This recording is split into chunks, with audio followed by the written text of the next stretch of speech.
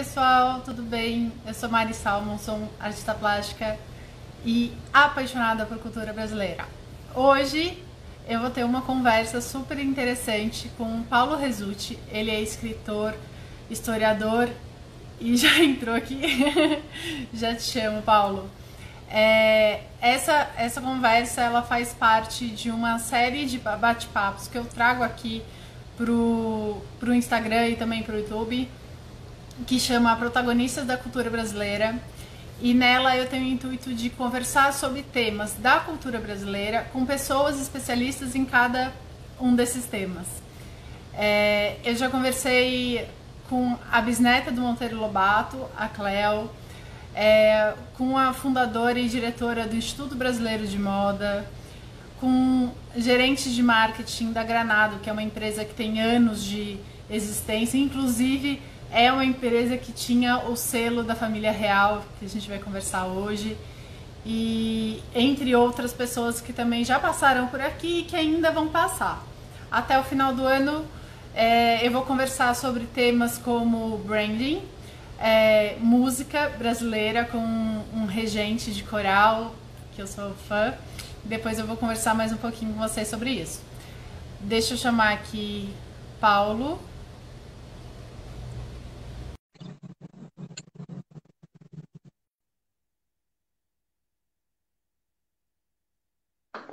Oi, Mari, tudo bom? Oi, Paulo, tudo bom?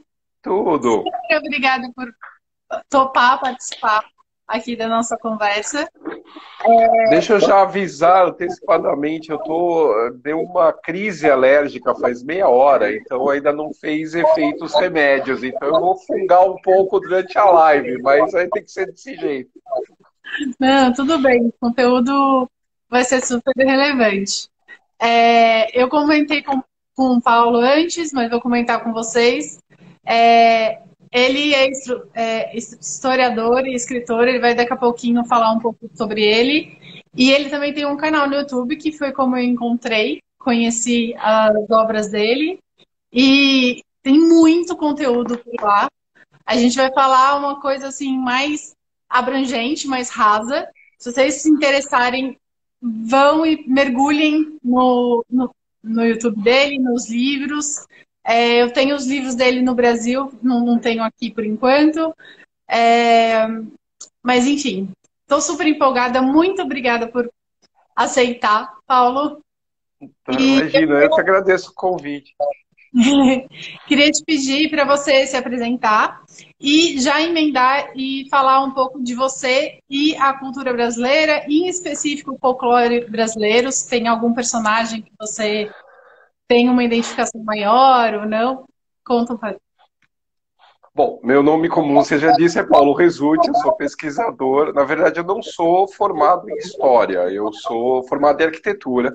Só que a arquitetura acabou me levando para a história, e aí para Marquesa de Santos, para o Dom Pedro I, para a Leopoldina, para o Dom Pedro II, para Mulheres do Brasil, enfim, para todo esse universo da nossa história. E,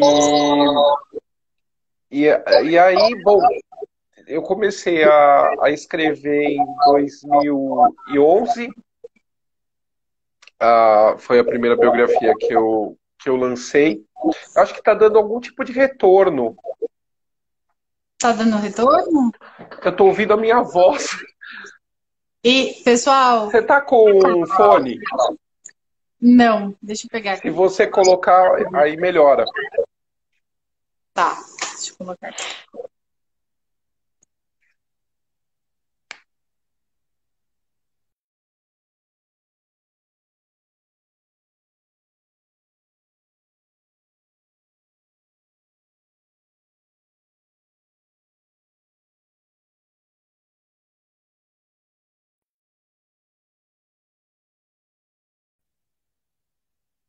Oi.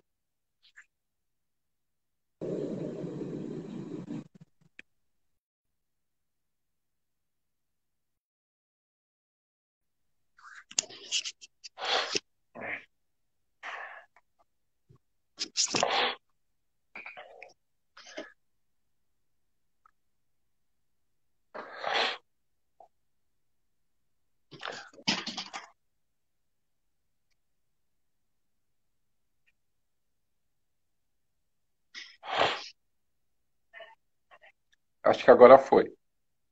Não. Ou então Funcionou?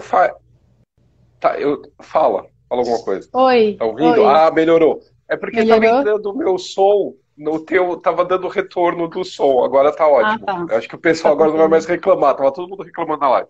Bom, então o Gente, que que desculpa. aconteceu? Imagina, é, eu comecei na literatura mesmo em 2011 com o meu livro de Tiro de Monão, Cartas Nécias, Dom Pedro I, Marquesa de Santos, e isso foi a porta de entrada para outras drogas mais pesadas. As biografias mesmo, a biografia da Domitila, do Dom Pedro, da Leopoldina, Dom Pedro II, Mulheres do Brasil e tal. Não é por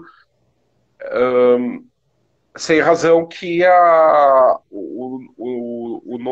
marca que eu criei, a história não contada, é justamente o que a gente não aprende em sala de aula. E também muitos livros de história, em geral, não ensinam. Que é essa questão mais humana, essa questão mais pessoal desses personagens.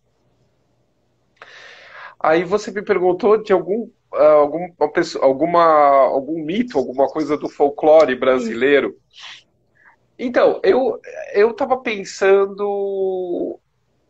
É que você falou do Monteiro Lobato, eu lembrei na hora do Monteiro Lobato, porque eu tive tanto lá no sítio do Pica-Pau Amarelo, que foi dele, né? Num lugar, num município chamado Monteiro Lobato, bem na Serra da Bocaina,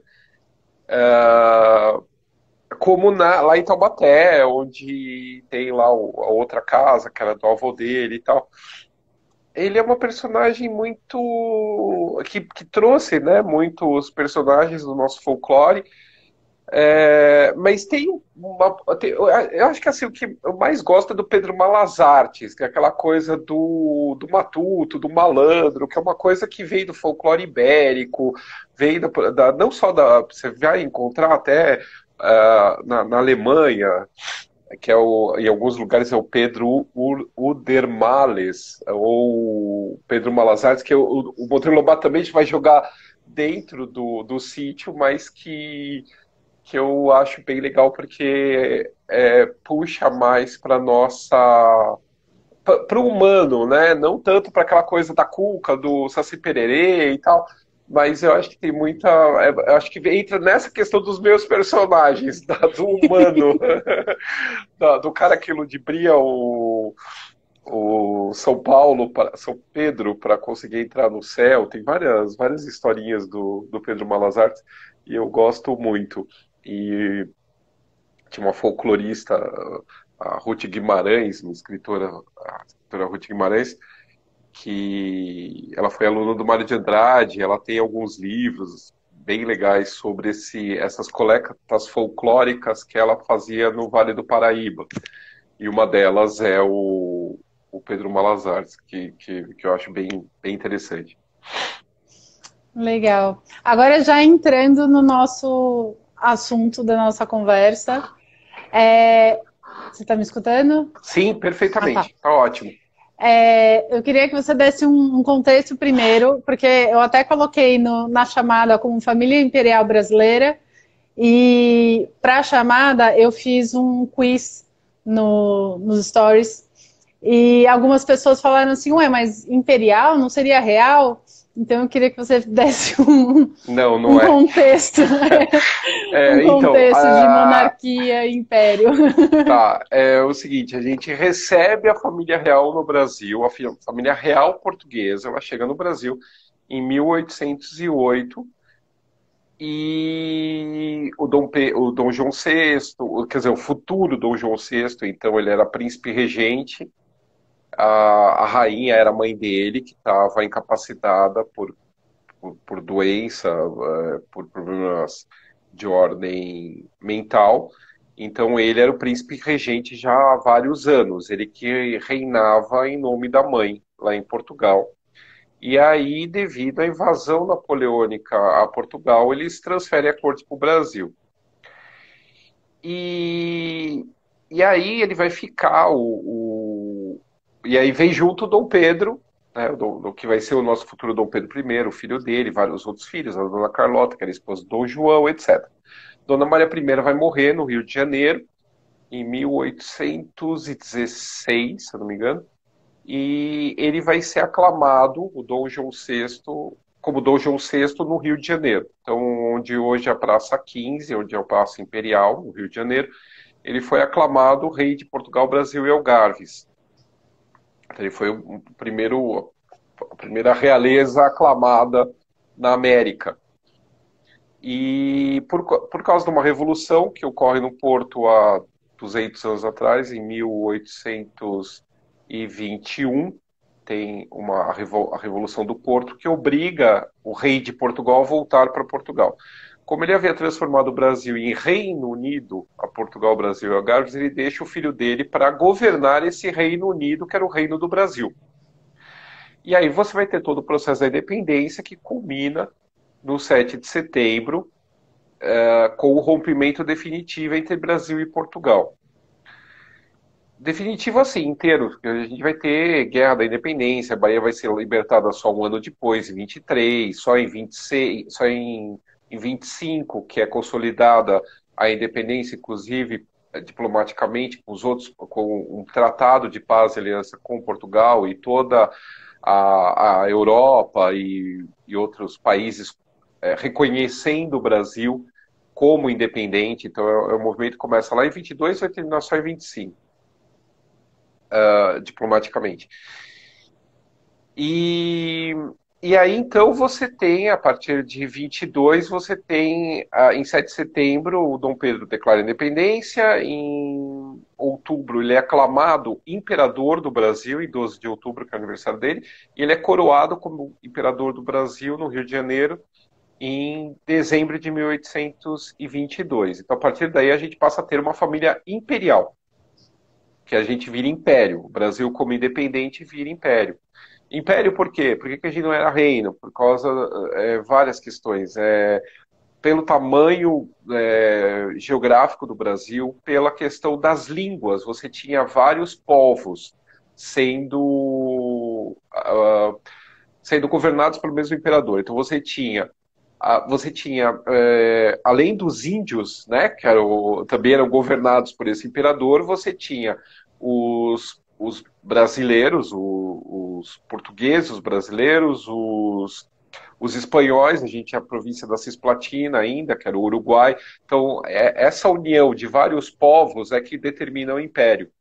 É por isso que era imperador do Brasil. E daí tem uma brincadeira que era também porque o brasileiro estava acostumado com a festa do Divino Espírito Santo, de ter o imperador do Divino, que aí também entra em questões de cultura popular.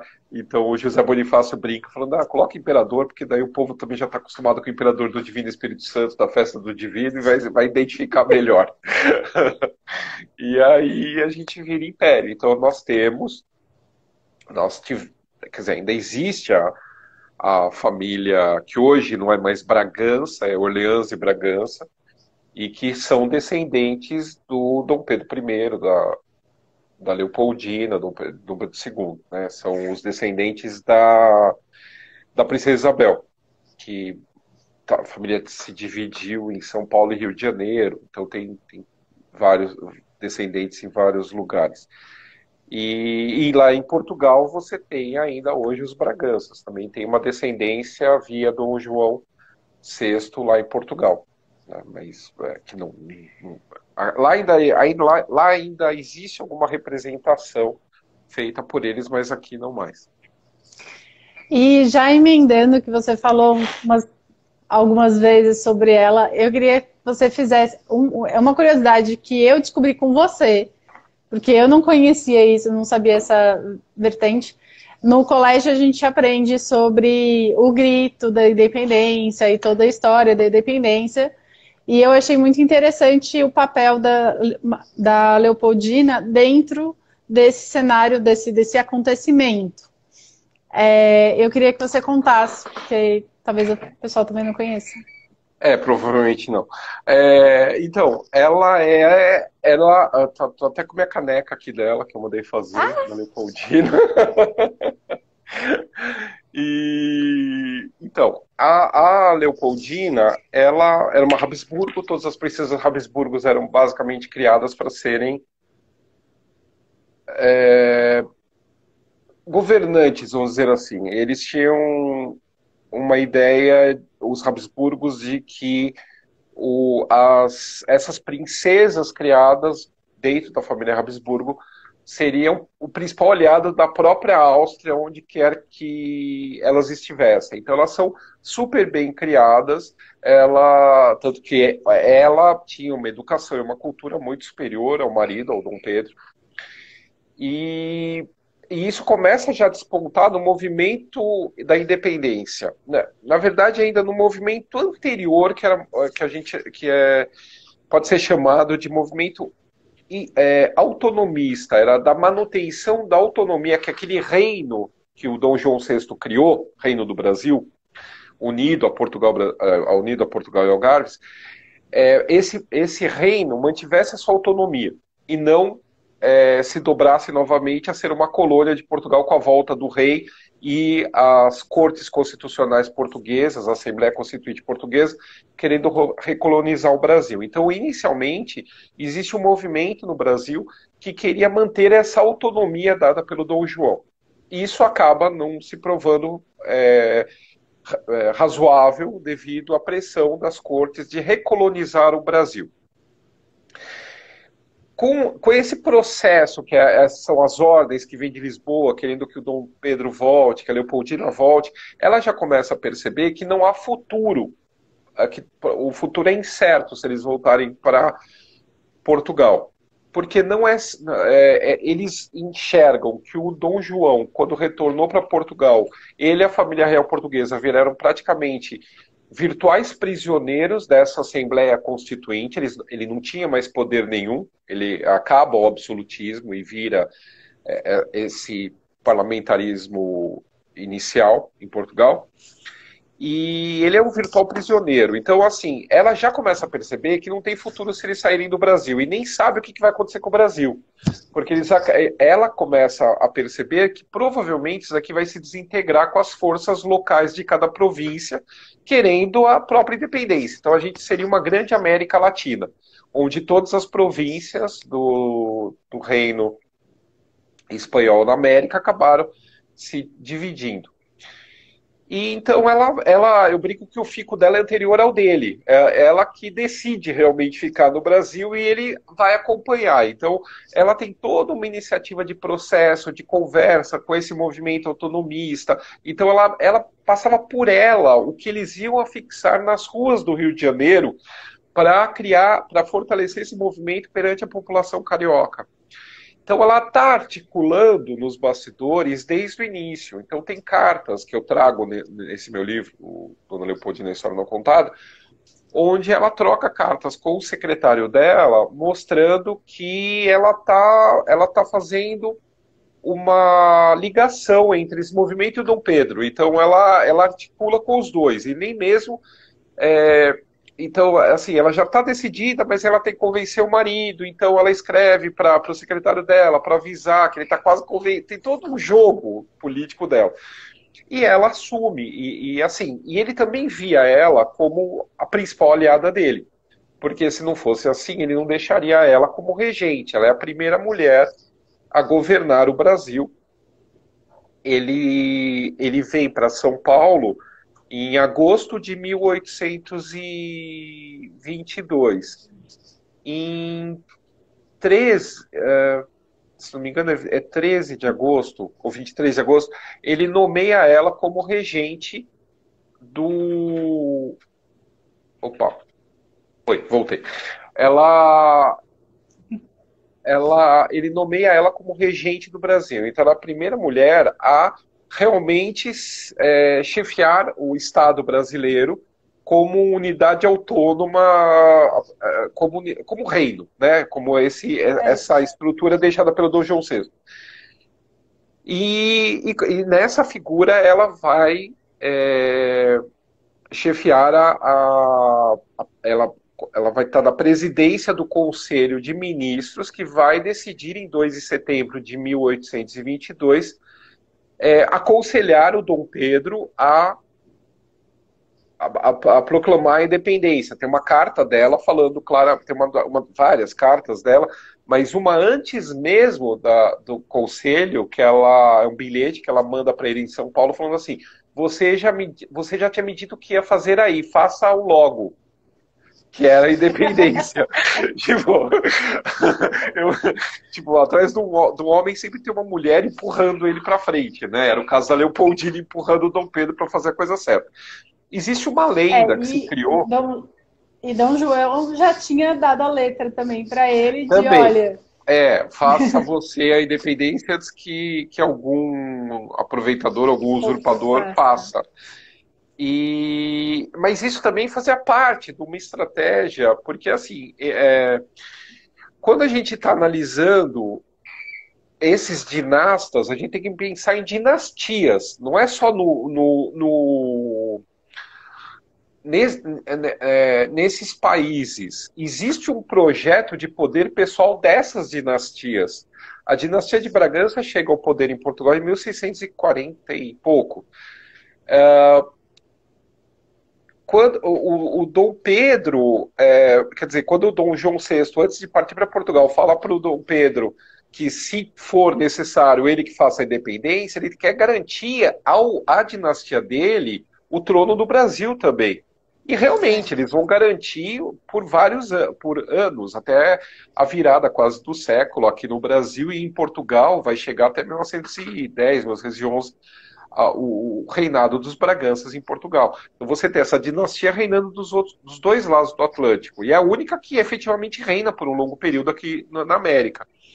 Então eles pensam como dinastas. E tanto que eles pensam como dinastas que quando o Dom Pedro é coroado no Rio de Janeiro, é no aniversário da aclamação do primeiro Bragança a assumir o trono em Portugal.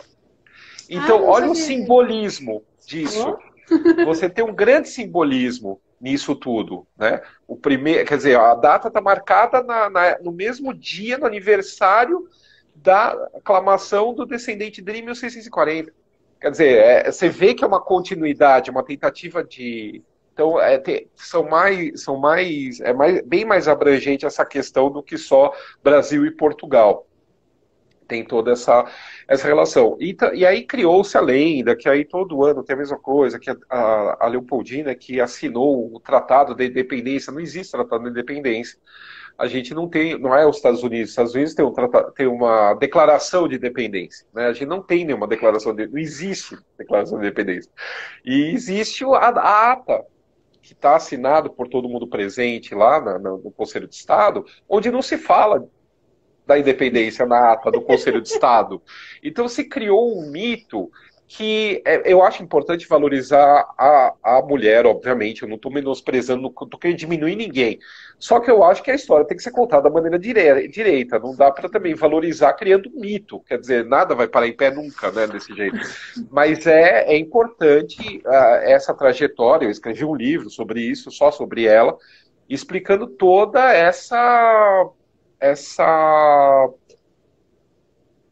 trajetória. E esse poder dela,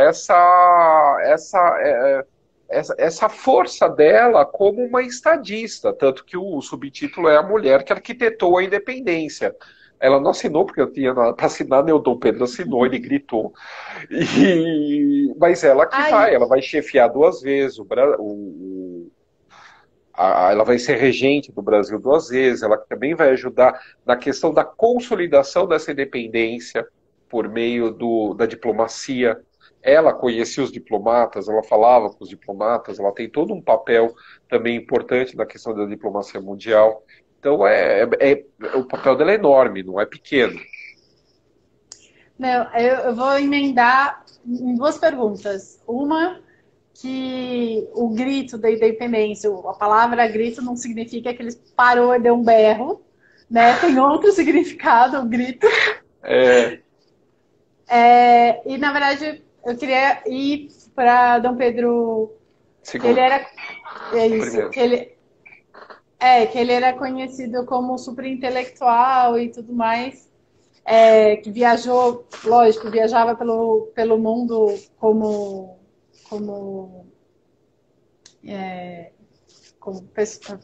família real, enfim, como imperador. E eu achei isso muito interessante, você comenta também no seu livro e em alguns vídeos sobre ele como Dom Pedro II como uma pessoa muito estudiosa. E aí eu queria que você comentasse um pouco sobre isso. Então, o grito, ele faz parte do... O grito, realmente houve o grito, laços fora soldado, tal. Isso não é invenção, isso existiu efetivamente. Mas a palavra grito é aquilo, é um rompimento. Então, ao longo do processo da América Latina, você tem vários gritos. Você tem o grito da Iara, grito que sinaliza esse momento do basta, chega, e há o rompimento entre a nação e a metrópole. Então, você tem vários gritos sendo feitos ao longo da... Eu tenho isso no meu livro do Dom Pedro, mas eu nunca, além do grito da Iara, eu não lembro de outros, mas existem outros gritos, isso está no meu livro Dom Pedro I, História Não Contada. Então, existe realmente o 7 de setembro, foi daquele jeito que aparece no filme Independência ou Morte e tal. Isso eu trago na biografia dele a documentação de pessoas que estiveram lá e viram o que aconteceu, né? Mas realmente ele estava com desinteria, ele não estava com aquele cavalo lindo maravilhoso, ele não estava com aquela farda linda maravilhosa, tudo isso é balela, é o quadro que fizeram para representar heroicamente aquele momento. Quanto ao Dom Pedro II, o Dom Pedro I ele sabia da diferença entre a educação que ele teve e a diferença da educação que a Leopoldina tinha. Então ele faz questão de... Ele diz uma carta que ele quer que ele e o irmão dele sejam os últimos ignorantes da família. Então ele vai cuidar muito da educação, até onde ele consegue. Hoje está fazendo 186 anos da morte do Dom Pedro. Ele morre com 36 anos em Queluz, no Palácio de Queluz, perto de Lisboa. E ele deixa as crianças aqui no Brasil, ainda voltando àquela questão do pensamento dinástico, né? Ele tem que abdicar o trono brasileiro e ele tem que ir para Portugal, ele tem que sair, ele tem que ir para o exílio, ele tem que ir para a Europa. Só que, como pai, ele quer as crianças para ele, mas como dinasta, ele entende que as crianças não pertencem mais a ele, pertencem ao Estado brasileiro.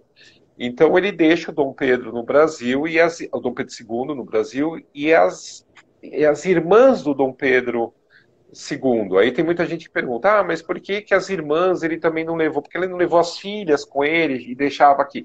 Porque se o Dom Pedro II morresse, tinha que ter herdeiros para esse trono, né?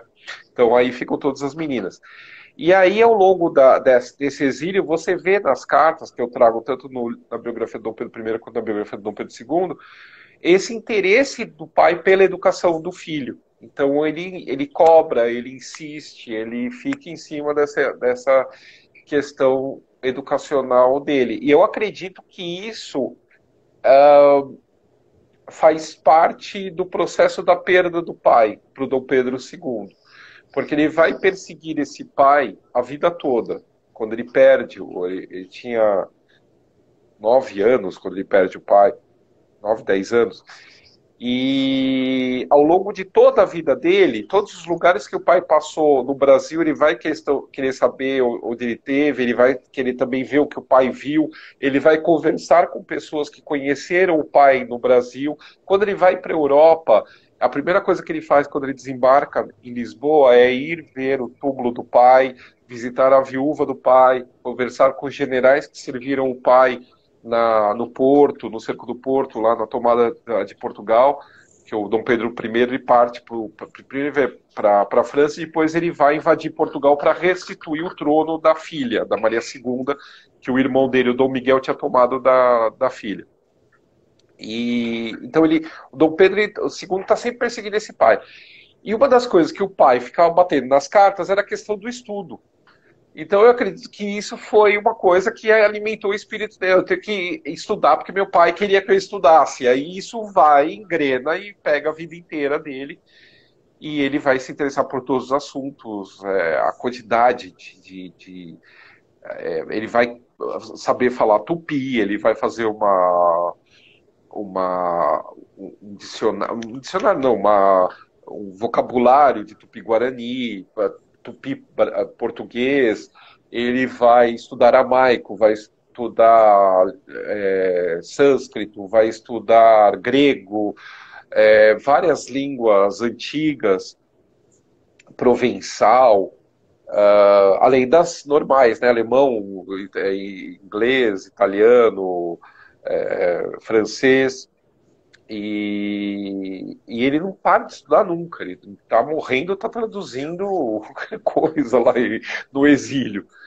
E nessa, ele tem todo um processo de sociabilidade que ele acabou montando, que reflete nas cartas que ele trocava com o Louis Pasteur na França, com o Richard Wagner, o compositor, na Alemanha, com o Quatrefages, o Victor Hugo, o grande escritor francês, o Longfellow nos Estados Unidos,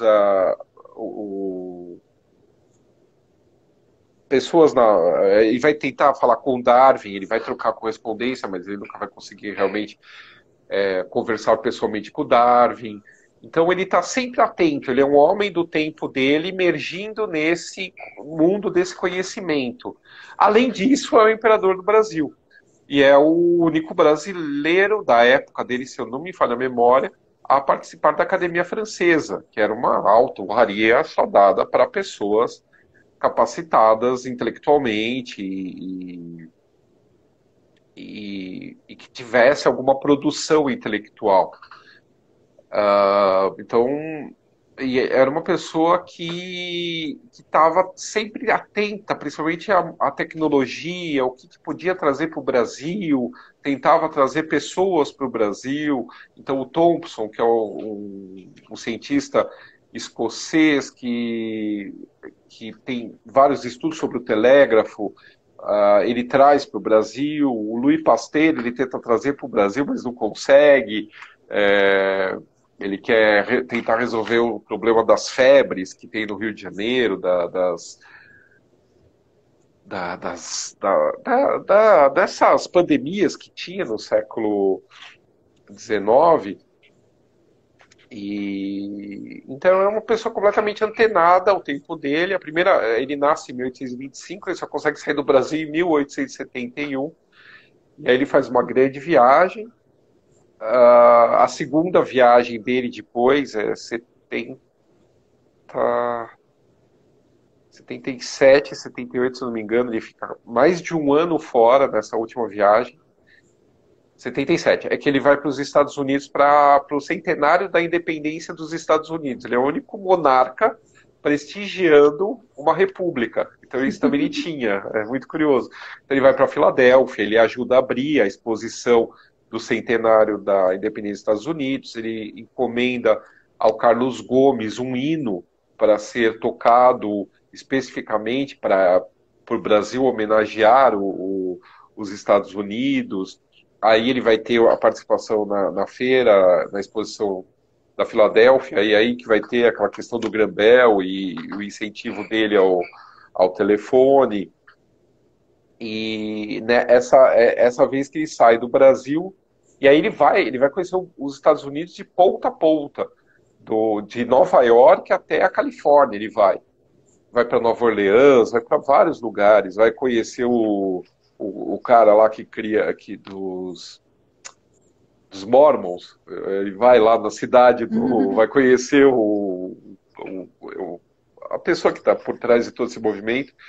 Então tudo era curioso, ele ia atrás de tudo, ele vai conhecer os Apaches, ele quer conhecer tudo. E aí depois ele vai para os Estados Unidos, dos Estados Unidos ele parte para a Europa e visita tudo de novo. Inglaterra, Portugal, Espanha, França, principalmente, ele amava a França. Só que aí ele vai até a Rússia. Da Rússia ele desce Oriente Médio, Constantinopla, Istambul, e aí vai para a Terra Santa, passa onde hoje é Israel, e vai para o Egito. No Egito ele vai para as pirâmides, aí ele picha o nome dele, eu brinco que ele é o primeiro pichador brasileiro. É, ele grava o nome dele tanto no topo, ele escala a pirâmide, então ele grava o nome dele no topo da pirâmide, e internamente no lugar que ficaria o sarcófago do Quéops, ele também grava o nome. Ele desce até um dos primeiros pontos lá da queda do Nilo e tem também uma ruína antiga que ele queria conhecer, de um templo, e ele também grava o nome lá. E aí no meu livro... Ah, não tá aqui. Mas no meu livro... No meu livro, do Dom Pedro II, tem uma imagem que eu consegui, que é de um granito na Finlândia, onde até hoje está o nome dele gravado. É que vai aparecer ao contrário aqui, né? Mas aqui tá Dom Pedro A, que é Dom Pedro de Alcântara, como ele assinava quando ele estava viajando. Ele nunca viajava como imperador do Brasil.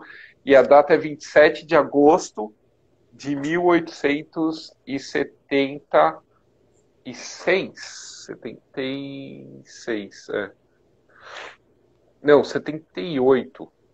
Então isso aqui ainda está lá, em Imatra, na Finlândia. E tem uma placa, e quem souber finlandês pode traduzir, tá aqui a placa. Mas pelo menos eu li que tá Dom Pedro lá. E, então ele tinha essa mania de marcar, mas não era uma mania.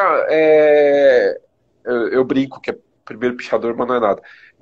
Isso daí nessa pedra também tem a Catarina Grande da Rússia, que séculos antes esteve lá, e um século antes esteve lá e também gravou o nome dela. Então era uma coisa que ainda não se tinha essa ideia de preservação de patrimônio histórico que a gente vai ter no século XX, ainda na primeira metade do século XX. Isso ainda era uma coisa meio incipiente naquela época, então não se imaginava. Que era uma maneira de estive aqui, né? De marcar que a pessoa esteve lá. E em alguns vídeos seus, você desmistifica algumas expressões que no Brasil a gente usa. E aí eu queria que você contasse... Eu separei duas aqui, mas que eu achei extremamente interessante e acho que o pessoal vai gostar também. Quem casa com paulista não sai da risca. Nunca mais levanta a crista. Ah, nunca mais... Nossa, anotei errado. Nunca mais levanta a crista. Então, isso daí era uma... Porque mulher paulista tinha fama, ainda tem, eu acho, de mulher brava. Porque a gente tem que pensar que a cidade de São Paulo, ela é basicamente mantida e administrada durante o período colonial por mulheres. Por quê? Porque os paulistas, eles iam mata dentro fazer as tais das bandeiras.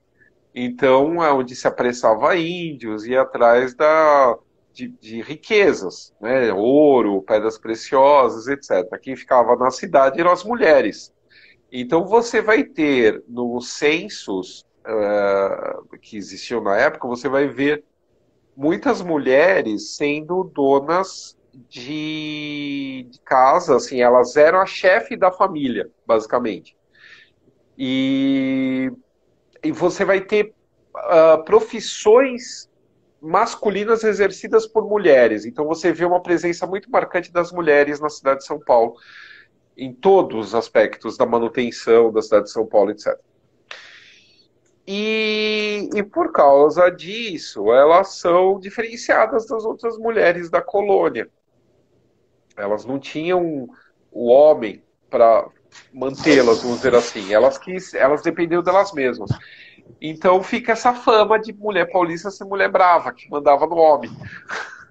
Inclusive você tem uma passagem da Guerra dos Emboabas, que é uma guerra que tem em São Paulo, que quando São Paulo perde as Minas Gerais, que pertencem a São Paulo, mas aí começa a descer gente da Bahia e do Nordeste também para garimpar, e acaba então os paulistas sendo expulsos das Minas, da região das Minas. E aí as mulheres instigam os maridos a voltarem a lutar contra o pessoal que tinha tomado as minas. Então essa fama acaba trazendo a fama da mulher paulista, uma mulher brava, uma mulher determinada, uma mulher que manda e que não deixa baixar a cabeça. Então o galo é que tem crista, né? Então quem casa com o paulista, né? O galo nunca mais levanta a crista, né? É por isso. E o outro ficou a ver navios. Então, isso aí é a história do Junot, que o Junot foi o general do Napoleão encarregado de invadir Portugal. E aí você tem a família real portuguesa saindo de Portugal na hora que ele está entrando em Portugal. Então dizem que quando ele entrou em Lisboa, ele não tinha família real nenhuma esperando ele. A família já estava nos navios vindo para o Brasil. Então por isso que ele teria ficado a ver navios. Então viria daí essa expressão. Eu vou agora partir para eu abri aqui no Instagram uma caixinha para as pessoas mandarem perguntas. Então agora eu vou fazer essas perguntas e depois a gente abre aqui os comentários para ver se tem outras perguntas, tá? A primeira, queria saber sobre a Leopoldina, o que ela esperava quando ela veio para o Brasil.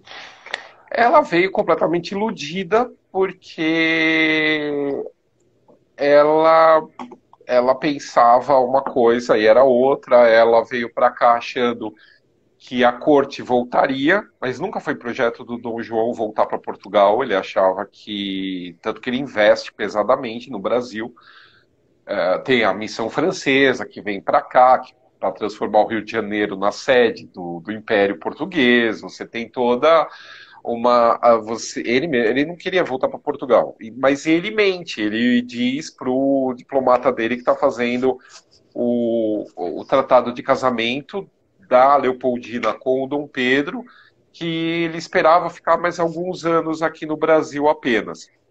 Então a Leopoldina já vem para o Brasil para casar. Ela não vai casar com o imperador do Brasil, ela está vindo para o Brasil casar com o herdeiro da coroa de Portugal.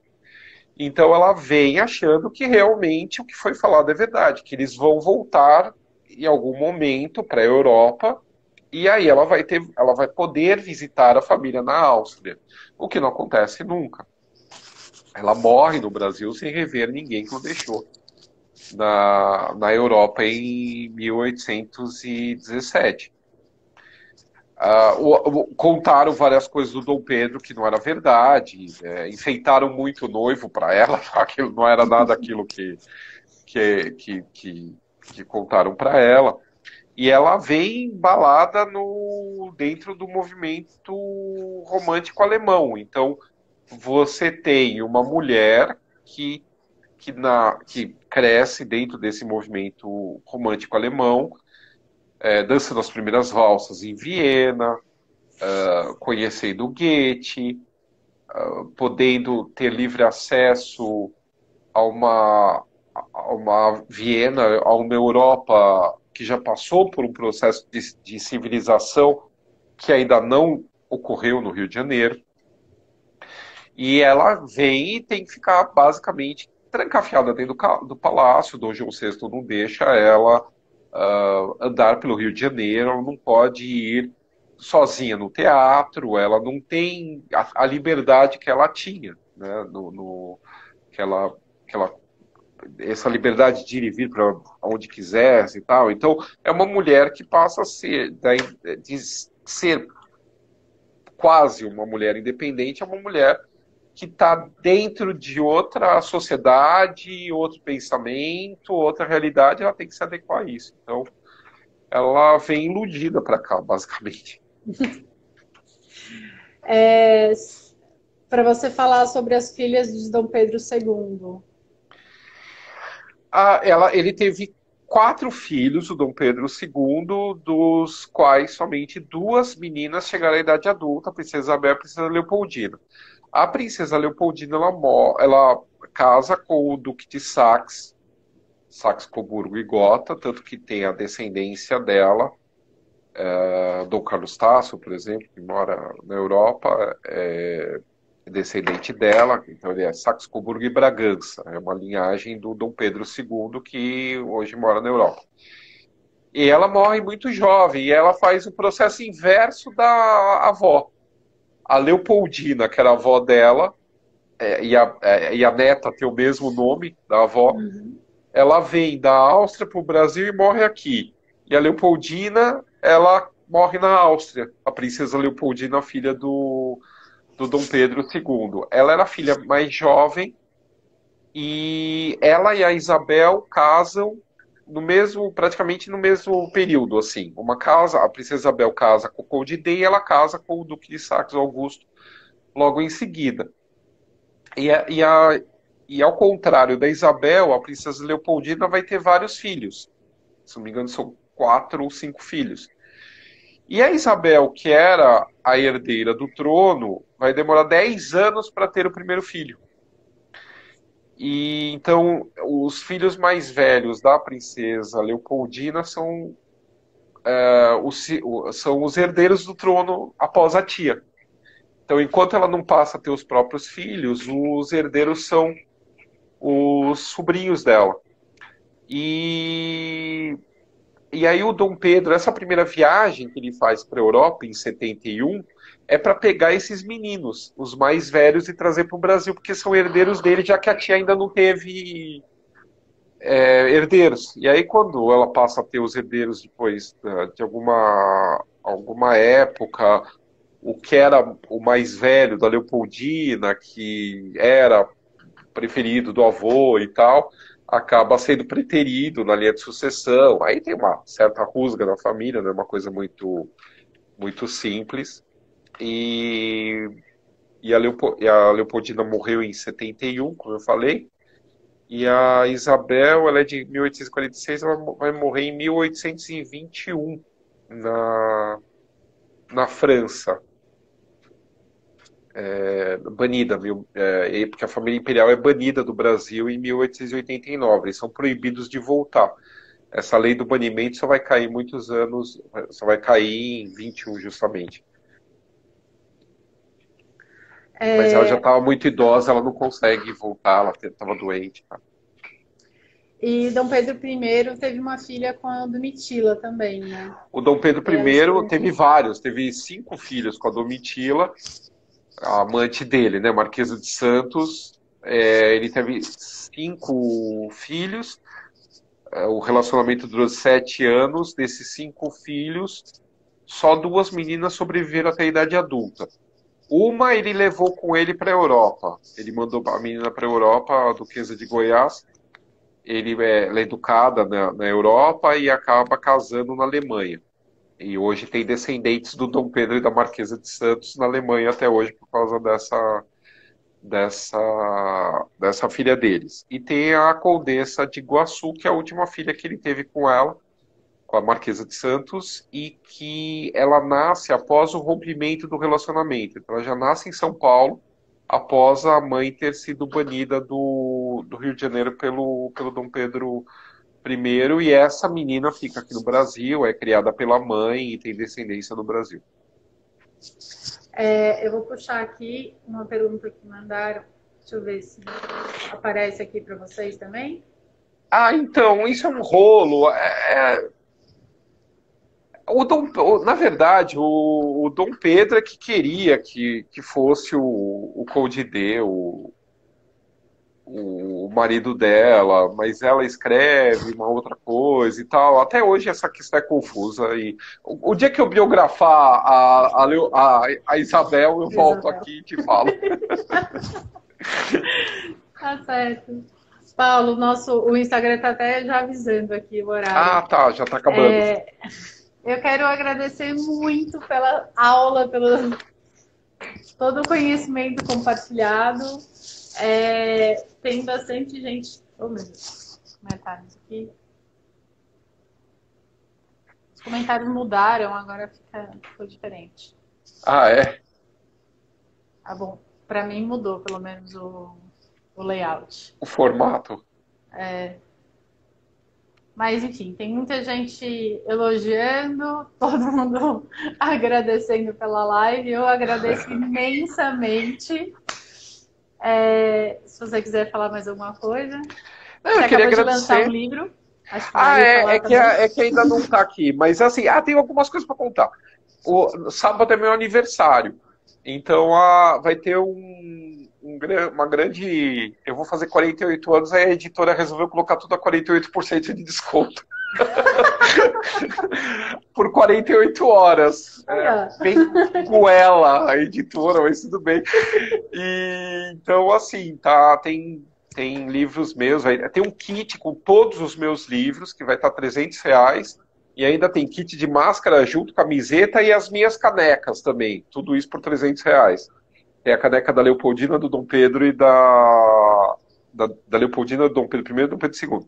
E todos os meus livros vão estar com 48% de desconto até domingo, de sábado a domingo. E posso dar o endereço? É www.casadosmundos.com.br. Só de jogar Casa dos Mundos, Paulo Resulti, vocês entram lá no site. Mas é a partir de sábado. Então, de sábado até domingo vai estar esses 48% de desconto. E logo o mês que vem já tem um livro que é um filhote meu e da minha esposa, que a gente fez há 18 anos atrás, e agora que a gente conseguiu lançar, que são contos de fadas russos, que nós traduzimos, adaptamos para o Brasil. E chama-se O Pássaro de Fogo e Outros Contos de Fadas Russos. E tá muito legal, é em capa dura, é uma edição especial, colorida, com imagens super antigas, assim, são imagens do Ivan Bilibin, que era um artista plástico da virada do século XIX para o século XX russo. Então ele pega a Belle Époque russa, e ele que fazia, e ele desenhou muito esses contos de fada, esse folclore russo. Você estava falando de folclore brasileiro, eu fui lá pro russo. E é legal porque tem uma pegada muito feminina, esses contos de fadas, que é uma coisa que a gente fala no prefácio, tal, da força da mulher e tal, que aparece bem nesses contos, né? Tem a Baba Yaga, que é meio que a mãe natureza, ela reage conforme você reage com ela. Então ela pode ser uma bruxa, ela pode ser uma fada, depende de como você interage com ela. Então, você sabe que no sul do Brasil, em Santa Catarina, Florianópolis, existem várias lendas de bruxas, tanto que a ilha é chamada como Ilha da Magia. E a maioria das bruxas, existem vários tipos de bruxas diferentes. E a maioria das bruxas, elas reagem de acordo com o que a população faz. Então é um pouco dessa relação também, né? Sim, e a gente achou bem legal. E assim, como um lugar que o clima é muito em alguns pontos o frio é muito forte, né? Então esse frio é personificado, que é o Morosco, que é o pai inverno. Então ele entra nessa, ele pode ser bonzinho, ele pode ser mau, depende de como você interage com ele. Então foi bem surpreendente, assim, e finalmente a gente conseguiu lançar esse livro. Já está na gráfica, lá para dia 15 começa a distribuição, ele está em pré-venda. E tem meu canal no YouTube. Então, quem quiser ver meus vídeos, tem sempre vídeos toda semana, pelo menos 3 por semana lá no canal, e tem umas lives que eu também faço. O canal eu te falei por e-mail antes, meu companheiro de almoço, tem um monte de quadro meu que eu faço escutando e assistindo os seus vídeos. Sim. Legal. É muito legal, muitos aprendizados. Gostaria que meus professores do colégio me ensinassem história como você ensina. Porque eu me interessei muito mais por história graças a você. Você que resgatou. É que assim, coitados dos professores, eles têm que passar tanta matéria para o aluno passar. Não desvalido. Conteúdo que vai cair no vestibular. Então, eles fazem o que eles podem. Mas as coisas estão mudando, eu acredito que sim. Tanto que o meu livro da Leopoldina, ele está como paradidático no Programa Nacional do Livro. Então, tem muita escola que os alunos estão lendo como paradidático a biografia da Leopoldina. Isso é muito legal, né? Porque, assim, Muito legal. mostra uma heroína, né, nesse